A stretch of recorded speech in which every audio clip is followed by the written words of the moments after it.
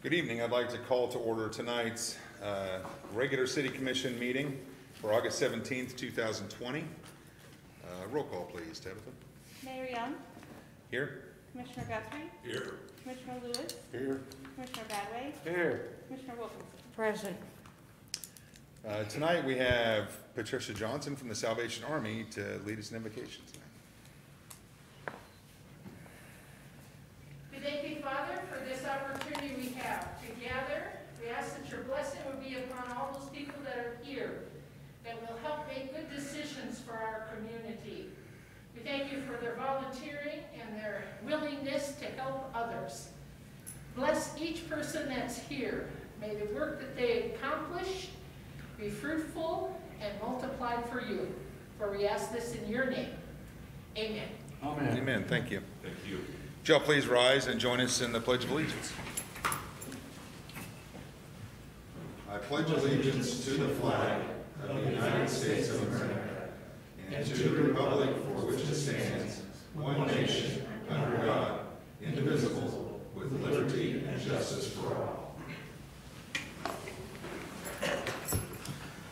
Okay, we don't have any proclamations or recognitions tonight, and we don't have any personal appearances scheduled, so we'll move on to public comments. Persons who wish to address the City Commission regarding items not on the agenda and that are under the jurisdiction of the City Commission may do so when called upon.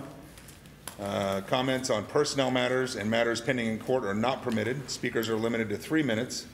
Any presentations for information purposes only. No action will be taken. Citizens with information for the City Commission are encouraged to contact City Clerk Tabitha Sharp at 316-321-9100 for instructions on alternative ways of communicating with the City Commission. Do we have anyone here for public comment tonight? Okay. We'll move on to the next thing on the agenda is the consent agenda.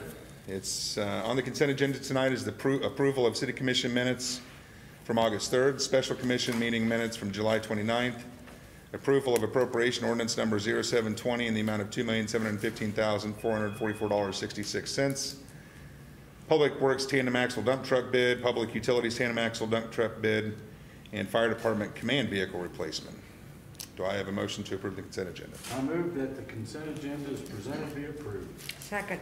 I have a motion and a second. Is there any further discussion? Yeah, I got a couple questions. Okay.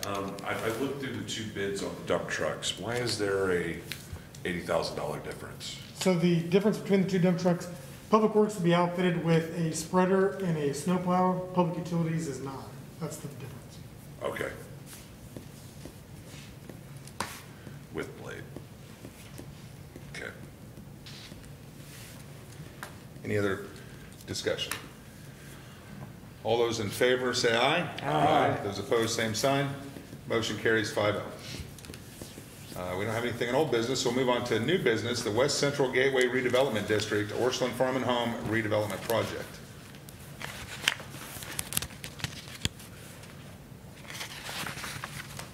Thank you, Mr. Mayor. Mitch Walter with Gilmore and Bell, and I believe we also have some of the folks from Orchland on the phone as well. The city has before it tonight an ordinance actually formally creating the redevelopment project plan, which is the last step in this process that we began really about a year ago when discussing this project and what incentives the city might be willing to incentivize for the project. And so throughout this whole process, we have been working with Orchland and its council to come to terms where both parties would be comfortable with the end product. Those terms are largely memorialized in the development agreement that we have also been working on with the Orchland team and city staff to make sure that each party is comfortable with all the representations moving forward as to how the project will actually function, the construction of the project, which of course is underway, which is nice to see. And so yes, now we're to the part where we actually have the project plan that's presented for you, the development agreement is presented for you, the ordinance has been noticed up, and the public hearing has been noticed up as required under the state law, and the action item is the actual ordinance creating the redevelopment project area. A couple of the particulars about the project, I'll try and keep this high level, and anybody has any questions, certainly feel free to to jump in and ask me. That the total cost of the project is about $5.5 million estimated. Through the analysis, we identified probably at 1.1 million of those estimated costs are eligible for reimbursement under the TIF statute.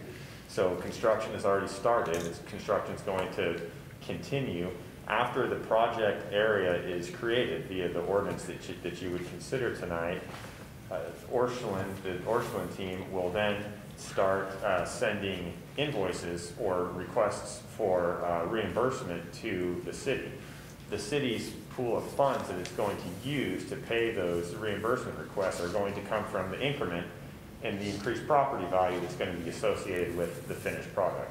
So the city won't actually pay any reimbursement requests until it starts realizing that tax increment, which happens, of course, beginning with the next tax year, which would be 2021, will be the first year where the increased increment would be seen. But in order to start the process, I anticipate that the Orscheln team will begin sending those invoices for payment in order to get them in the queue, so to speak. So as the increment increases, and I think the feasibility report prepared by Baker Tilly, the city's financial advisor, projects for a base incremental increase of about $4 million, which will then in turn, that's not exactly right. Excuse me, the incremental assessed increased valuation will be about $1.1 million, which is going to turn into about $124,000 in assumed increment each year, which will be available to pay project costs. Based on the assumed $1.1 million of estimated TIF eligible cost, the feasibility report concludes that the full project, as far as TIF reimbursables, will be paid for in about 10 to 11 years, at which point in time the increment then folds back into the regular tax collections of the city, and so it then keeps the increment associated with that increased property value. The development agreement that we have negotiated along with the city basically just provides the mechanism for how all of that works, how the increment goes into a fund, how the requests are made, who has the ability to authorize the request, and each party's responsibility. We identified that it was important to the city that it would be able to have some measure of control as to how the project looks after it gives the certificate of occupancy and basically the project is completed. So one thing that we included in the agreement was that any transfer of property within the project area has to be to a commercially equivalent commercial enterprise, and that's a distinction that's going to be made by the city or its designee based on a good faith determination. So if for whatever reason this particular project morphs or changes, or the operation of the store is going to change and the developer would like to change purposes, then it's still required to operate in a commercially equivalent way, just so the city is still realizing the benefit of the bargain that it's given with regard to the TIF incentive. So that was, I think, one of the main things to have the city retain some amount of control over its TIF investment in the project. So is just for that particular portion of the property, because there's two outlots, and then isn't there a couple residential properties, lots on the backside? There are no residential properties in the actual project area. It would include those outlots that are in there. Those are included in the project area. Okay.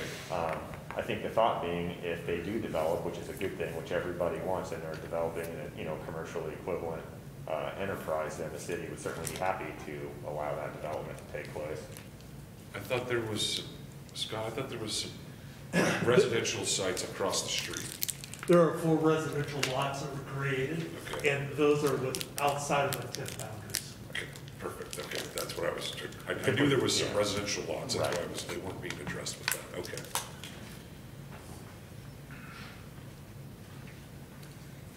And who owns those lots now? Is that Orscheln that owns those lots? Correct. Okay.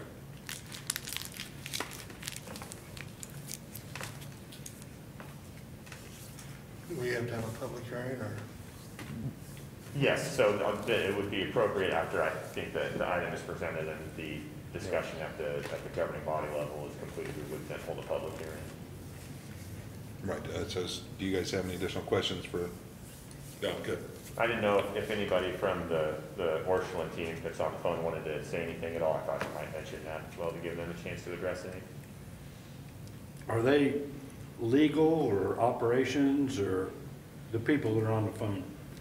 That's a good question. I think we have Patrick, who's their counsel, on the phone, and I'm not sure if anyone else is. Can they just introduce themselves? Yeah, I'm Nick Orschland. I'm the real estate manager with Orschland Farm and Home. Hi, Nick. Yeah, we just thought we wanted to give you the opportunity to make any remarks that if you had wanted to address the governing body. Sure. Yeah. Thank you all for your time tonight. We really do appreciate the partnership in El Dorado. We are excited about this project. It's one of just a small amount that we have going on right now. The property to the north is zoned residential, and we've talked back and forth as to whether or not we would ever sell those as residential lots. And you know, really, as it is right now, it's built-in landscape screening, so we probably just leave it as is, and or maybe turn it into a park eventually. But we don't have any plans right now to develop that portion of it. The outlots out front, of course, we do. We have some, you know, quick serve restaurants that like to follow us around when we develop that we've been talking to. But of course, with the onset of COVID, a lot of that slowed down, and a lot of those restaurants aren't overly excited to put new stores out there. But we're still in talks with them, and we are, you know, positive that we will eventually develop those with restaurants. Estimated opening date? Joe Snodgrass is on the line. He'd probably be better suited to answer that question if we're still on track. Tabitha, is Joe muted? He was. Let's see. Let's unmute him. It's a technical thing, Nick, you wouldn't understand. Yeah, Joe, I think you're muted. There we go. Yeah, okay, sorry about that. We are on schedule right now, and our goal is to have a grand opening before Thanksgiving. Wow, that's fast. It's good. That Black Friday, you may or may not know that that's a pretty important day for us. So we want to be open well in advance of that. Well, I think that one thing that was helpful in the timeline is that we determined that the development could begin before this process was finalized, and those eligible costs could still be captured. That's allowed for in the statute, and so we didn't want to wait until today when the area was actually finally legally created in order for the construction to begin, because that would, of course, push the construction timeline. I was actually involved a little bit when Orchlands came to town in their present location. I did some work out there, and they've been a real plus for the community, I feel. A lot of people come to town to shop at Orchlands, and I'm excited about it. That building is very impressive. So I'm pumped. So I can't wait. We are really excited about El Dorado. You know, again, we have, you know, right at 170 locations now, and you know, for years, our location in El Dorado obviously hasn't adequately served the market. And you know, the buildings, the footprint that Joe has designed, with the assortment that we will add going forward, we feel like we will, first time in a long time, have an appropriate presence in the community.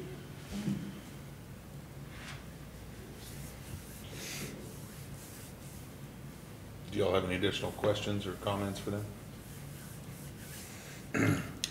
We appreciate you guys presenting. We appreciate you putting this together, and I think now we probably need to open our public hearing. So I guess I'm going to open a public hearing for the TIF District West Central Gateway Redevelopment District, Orchland Farm and Home Redevelopment Project. Is there anybody here that would like to comment during this public hearing?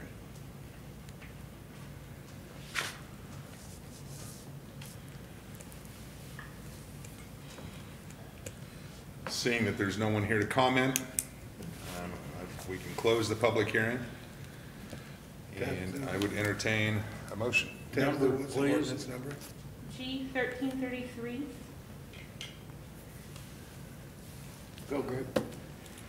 I move to approve ordinance number 1333, an ordinance of the governing body of the city of El Dorado making finding and adopt a redevelopment project plan pursuant to KSA 12-1770 ed.sec and amendment thereto and approve a development agreement.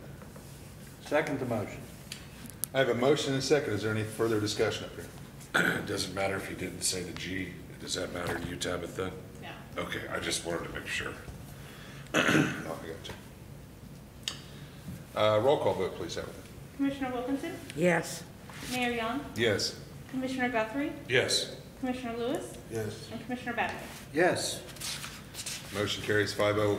We really appreciate all the work you guys have put in, and we're looking forward to getting to visit the New Orleans before Black Friday. Very good. I appreciate it. We'll see you on the grand opening. Thank you, Thank gentlemen. you so much. Have a good night. You You too. too. You too. Next on the agenda Thanks, Mitch. is the 2021 budget hearing and adoption. Get to it here. Maybe. Goodbye. Yeah, goodbye.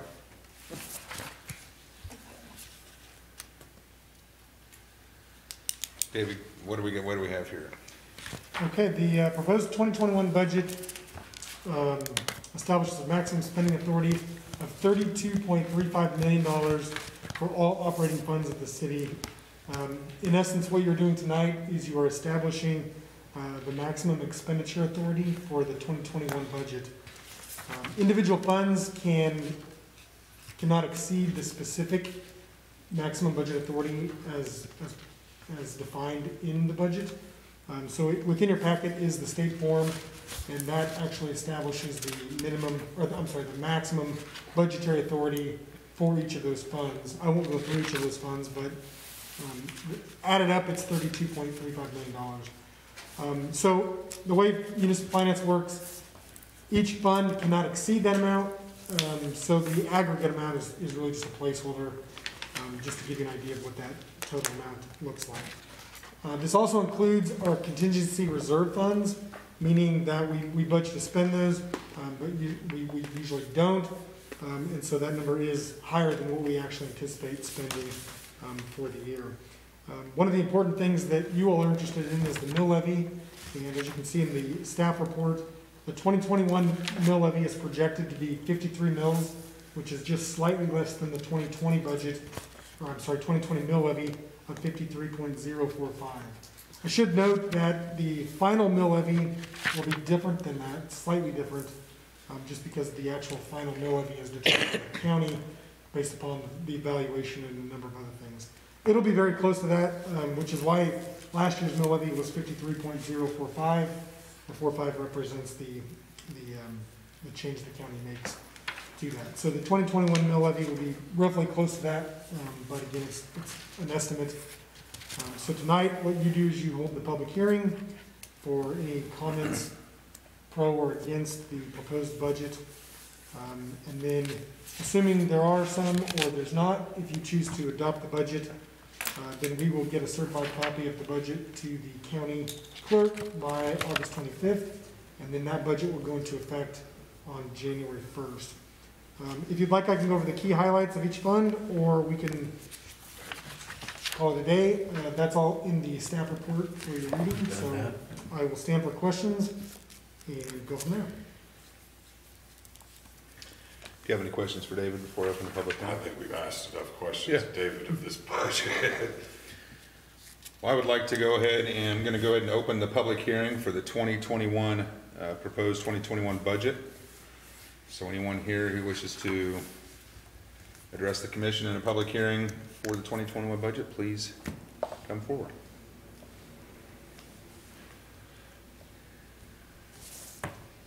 Seeing that there's nobody here to discuss the 2021 budget, I'm going to close the public hearing, and I would entertain a motion.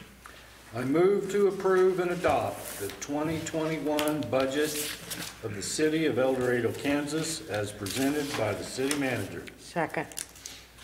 We have a motion and a second. Is there any further discussion? All those in favor say aye. Aye. Those opposed, same sign. Motion carries 5-0. Next on the agenda is the school zone ordinance. Yes, Mayor and Commission, school zones in El Dorado are regulated by city code, municipal ordinances, and they're set by specific times for the specific school and those locations. With that, you all are probably aware USC 490 has modified the start times for elementary and middle school, high school. So with that, we need to make some adjustments to our regulatory ordinance on school zones. And before you tonight, we have some suggested changes. Circle School District is not making any changes to their start times. It just happens to line out that what we're proposing for the school zones around Oil Hill, Blackmore, Skelly, and Grandview will all be the same. Those school zones would be enforced between 7 a.m. and 8 a.m. and also between 2:30 p.m. and 3:30 p.m. Something to note on this, USC 490's elementary schools previously had a 11 a.m. to 1 p.m. school zone designation as well. In discussing with that, they saw no need for that moving forward, so that is, we're asking to consider removing that. They do not let children release for go have lunch out or whatever, did not see a need for that. Over the years, that's been discussed many times at the commission level about the need, slowing traffic down on 6th Avenue or 12th when Grandview was there. What justification was it for that? So with the ordinance before you tonight, that would be removed. The El Dorado Middle School and El Dorado High School school zones would go from 8 a.m. to 9 a.m. and 3 p.m. to 4 p.m. With the ordinance before you tonight also is language in it that just says the dictation for the future that the school zones will be regulated by the signs placed around those facilities. So as we know, times change throughout this school year or next year. We won't be bringing this before you again. We'll just make changes to the signs in those locations notated on the ordinance. So if the school zone times change in the future, if I'm hearing you correctly, it won't come to us, you'll just make the signage change. I think it still needs to come to the public forum just to make the announcement. You'll let us know. Sure. Yeah. Sure. Just to communicate that. But yeah, if not necessarily for approval in this instance, but just to make sure that we're communicating with the public those types of changes. Correct.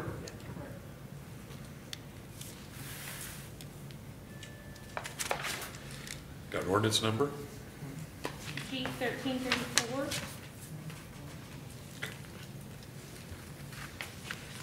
Got a motion?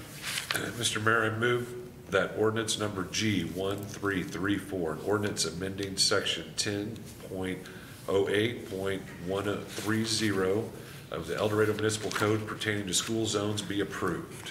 Second. I have a motion and a second. Is there any further discussion? Roll call, please, David. Mayor Young, Yes. Commissioner Guthrie, Yes. Commissioner Lewis, Yes. Commissioner Badway, Yes. Commissioner Wilkinson. Yes. Motion carries 5-0. Next item on the agenda is the airport lighting project 3-20-0018-013. City Commission, before you is an amendment to the original agreement executed on January 10th, 2020 pertaining to the runway project at the airport.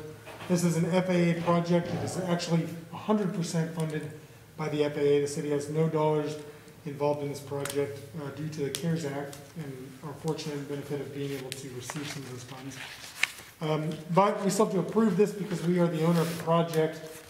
So in essence, what this agreement does is the first agreement that you approved in January outlined the conditions for the preliminary engineering of the project with Olson Associates. Now we transition to construction. So this agreement, in essence, defines the construction phase of the engineering or the construction inspection phase of the project. Just a reminder, the project will replace runway lighting system on runways 1533 and 422. It will also replace taxiway lighting on taxiway A, and the replacement includes new LED-based mounted fixtures, new cable, new conduit, and new counterpoise, along with the necessary electrical equipment and materials needed for that. The project doesn't necessarily have a hard and fast end date, but they do operate off of working days, which is defined approximately 6 months. So you've got about 120, give or take, working days to get the project done, and then it will be completed. And the total cost, if you're interested, the not to exceed amount is $88,900, again, which is not, the city will not have any dollars involved with that project. So with that involved, I will stand for any questions. I got a question. What determines the, I mean, why aren't our runways 1, 2, 3, and 4? So that's a good question. I believe the answer is the FAA designates the numbering system, if you will. I don't know the ins and outs of that, but I believe so. Every runway or every airport has a specific code that pilots use to determine which airport is which airport, and then the numbering system on each runway. And it's really probably to avoid confusion if you're flying into an airport and there's multiple planes, because they're so unique. You avoid collision and different things like that. That's my guess, but I don't actually know. I didn't have a clue, so, okay. I was just curious. Good question. Any other questions for David? No. Do I have a motion? I move to grant the city manager authority to sign all documents related to the completion of the airport lighting project 3-20-0018-013. Second. I have a motion in a couple of seconds. Is there any further discussion? All those in favor say aye. Aye. Those opposed, same sign. Motion carries 5-0. Agenda item number 17, Great Life Termination Agreement. City Commission, before your approval is a termination agreement between Great Life Augusta LLC, J&J Incorporated, and the City of El Dorado. And this is to, in essence, terminate our prior sale agreement with Great Life for the purchase of Prairie Trails Golf Course. As you know, they have since backed out of the transaction. This very short agreement, in essence, defines the terms and conditions for both parties to terminate the sale agreement. Of special note to the city is that it releases the money that is currently being held in escrow of $27,000. And so that will be released to the city, so we will have that. And then all other claims or actions or obligations on either side of the coin, either from the city or Great Life, are released as part of this agreement. And we would have no other obligations to Great Life, and they would have no other obligations to us. The reason that the agreement is with Great Life Augusta is that Great Life Kansas City assigned it to Great Life Augusta and J&J Incorporated, and so that is why there's a difference there. So with that, I will take any questions. Question. On page 1, it's Great Life of Kansas City LLC. On page 3, you're having it signed by Great Life Augusta LLC. So we did send out an amended agreement or an amended agenda, and the amended agenda does have the modified version in it. Okay. So if you weren't able to get that, however, I did scroll down and I did notice that the signature line says Great Life of August, so we will have to make at least that change.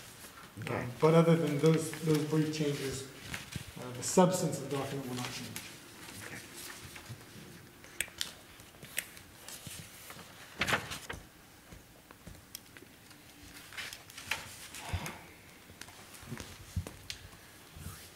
Any other questions for David?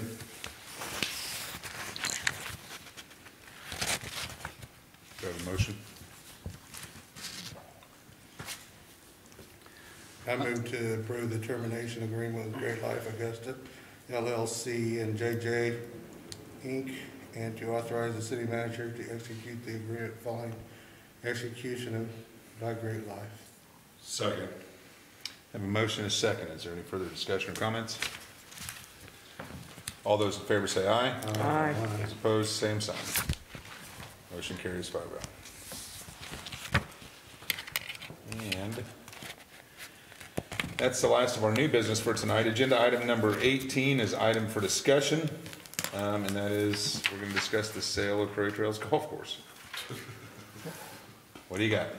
Okay, so as you all are familiar, the city put out an RFP to solicit proposals for interested parties who might have an interest in purchasing Prairie Trails again. Those proposals were due 3 p.m. on July 31st of this year, and we received one proposal from Mr. Troy Palmer, representing Augusta Country Club and Fitness LLC.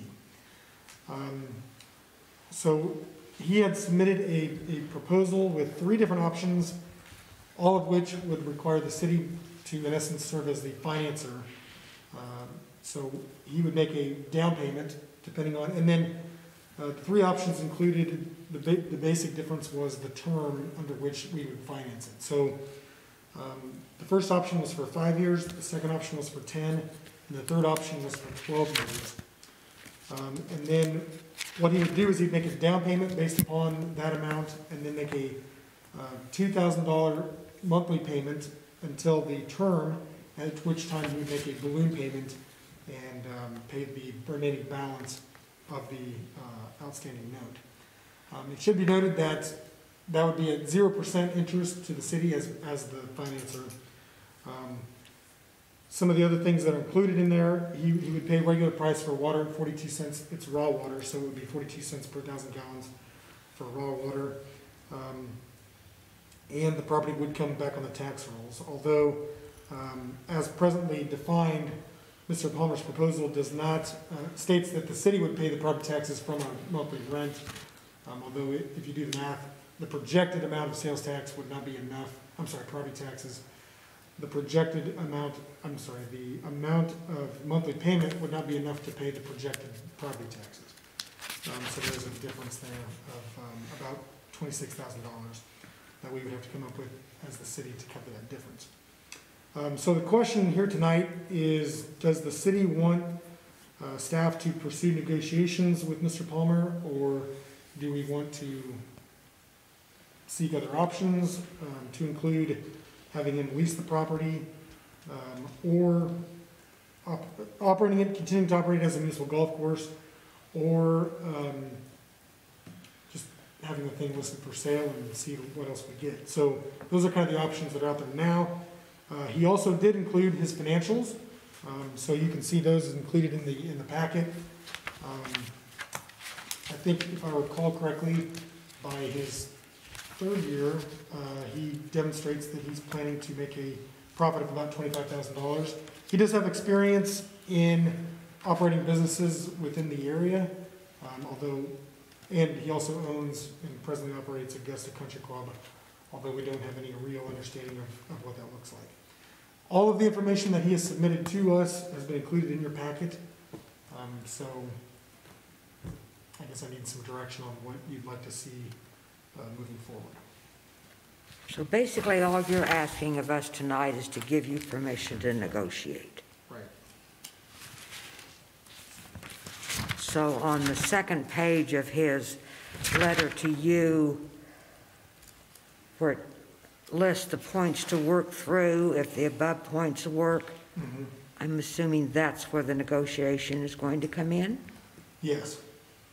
I anticipate that there are several items that he's outlined here that we will have to negotiate and come to terms on, and that will probably be the main items that I anticipate will be the items that will either make a deal or break a deal.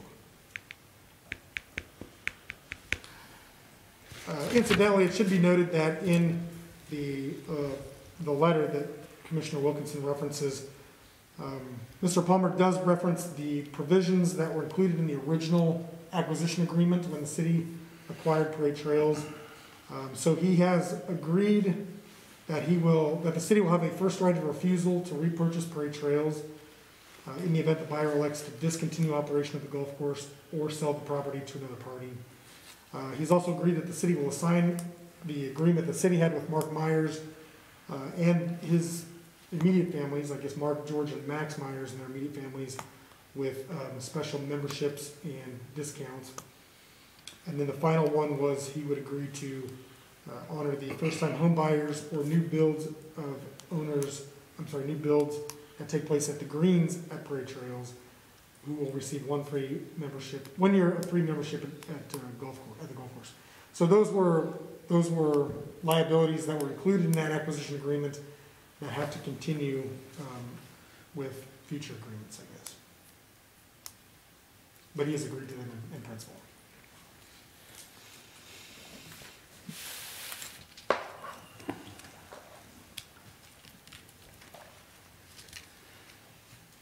Any questions up here for David before we?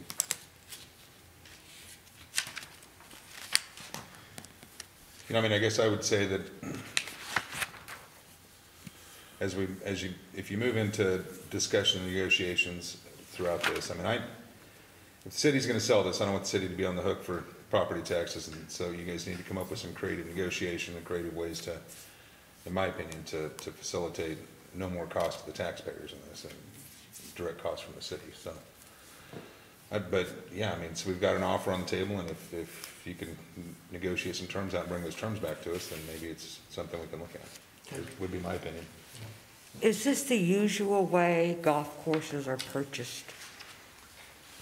I would say that it's probably a little non-traditional. I would say that probably most golf courses and or properties of this nature would probably be listed like any other property, and you would kind of go through that process. But the commission elected to do a proposal, and so that's what we did, and we got a proposal here that we can work with. The difficulty is if you list it for sale, it can be listed for sale for, an undisclosed amount of time. I mean, 3 months, 2 years, I mean, so there's no, but this process provides at least some definition for a process. It just feels like deja vu all over again, and but. I would lean toward option 1. And I'm not really hung up on the,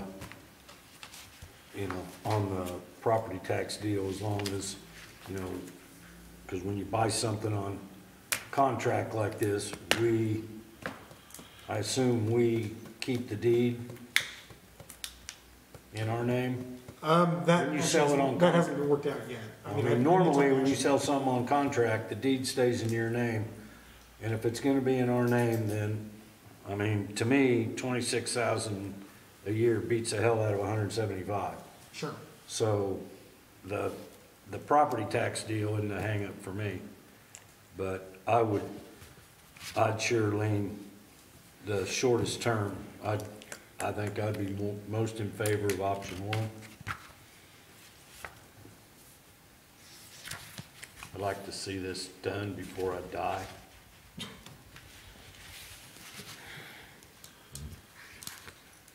Actually, I agree with you, Dave. Option number 1. From a timeline perspective, I absolutely agree with option 1. I mean, I'd just soon get it knocked down. But I think that there's Linda had mentioned, I mean, we've had some mention before, there's some other alternatives that may be able to help us out with the property tax piece and not necessarily have a negative impact on the sale of this. So I would just encourage, I mean, I guess from my perspective, I would encourage us to try to get out of it as cleanly as possible. Sure. But I don't disagree. I mean, I'd rather pay $26,000 a year than $200,000. Yeah, I'm just saying, to me, it's not a deal killer. Yeah. So. But the timeline, the 5-year time frame is certainly appealing, I think, to all of us. Okay. Do I have a motion? Where's that? Do we have a motion? I don't No, We it's a just need discussion to- item. We just need to give him Just the need a go-ahead. consensus. Do we have a consensus to have David go ahead with the negotiations and bring back Yes, hopefully a final I proposal? say to us? yes. Yes. I do, yes. There you go. Okay. Next item, we're down to reports. City Commission Advisory Board updates. Commissioner Wilkinson. I have nothing to report. Library board has not met since our last meeting. Greg? I have nothing. Matt? I don't have anything, but I want to wish all the kids, parents and teachers, administrators and everybody good luck here in the next week or so when they start their new adventure in the changing world of schools. I am nervous and excited all at the same time with what our town's about to go through. And I would like to show our support to them, that if something comes up, that they have something that they need our help on. I would like to encourage us to have staff be at their beck and call, because I think they're gonna be a little bit overwhelmed the next few weeks. So, I mean, I'm not saying something's gonna happen, but I would just like, I think that we need to be right there for all of our kids and families in the next couple of weeks in this changing time. Yeah, I would agree with that. I appreciate that, sir.